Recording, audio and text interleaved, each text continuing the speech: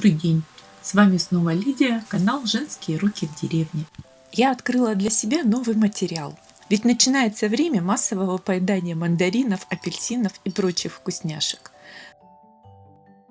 Я использую эти поделки для наполнения прозрачных ваз, создания композиций, оформления рождественских венков, изготовления новогодних игрушек, подсвечников и даже панно.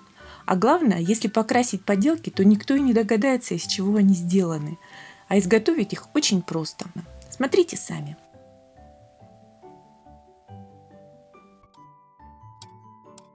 Чищу фрукты так, чтобы осталось как можно больше полезной площади.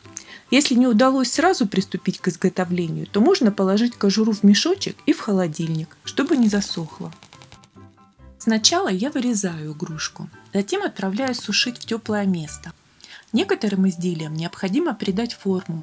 Для этого я использую стаканы, крышечки, картонные коробочки, а также грузики, зубочистки и спички. Если не задавать форму поделки, то она, высыхая, может измениться. Так, например, большой цветок сам изящно изогнулся, а эти странные цветы получились случайно. Я нарезала фигурным ножом кожицу апельсина, закрепила зубочистками, чтобы лепестки не рассыпались, но зубочистки присохли, и в результате получился необычный цветок. А этот цветок я сделала из мандариновых корок и кожуры целого апельсина, разрезанного на половинки.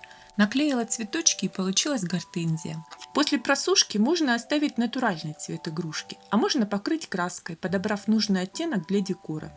Очень красиво смотрятся изделия с металлическим покрытием, либо когда совмещаешь сначала акриловую краску, а после штрихи золотом или серебром. На внешней стороне корки просматриваются дырочки, как на коже, да и внутренняя сторона выглядит красиво и необычно. В конце игрушку лучше покрыть лаком для защиты и приданию прочности. Вот такой шар у меня получился из апельсиновых цветочков. Если вставить в него гирлянду, получится красивый светильник. У меня уже есть видео, где я делаю подобную игрушку. Ссылку на ролик оставлю в описании. Морозные цветы. Так я назвала поделки из мандариновой кожуры. Ведь внутренняя сторона кожицы мандаринки так сильно напоминает морозный узор. Обратили внимание? А еще очень красиво получается кожура в технике сухой краски. Причем и оранжевая сторона, и белая. Подчеркивается фактура кожи. Я покрасила золотой акриловой краской вот этот большой цветок. По контуру прошлась сильнее. К сожалению, камера не очень точно передает цвет и совсем не передает запах. К творчеству можно привлечь детей. Отличное настроение за ароматным занятием гарантировано. Вспомнила, как в детстве сжимали корки и брызгали с сестренкой друг другу в лицо. Давно хотела сделать картину или панно. Нарезала кубиков, треугольников и кружков.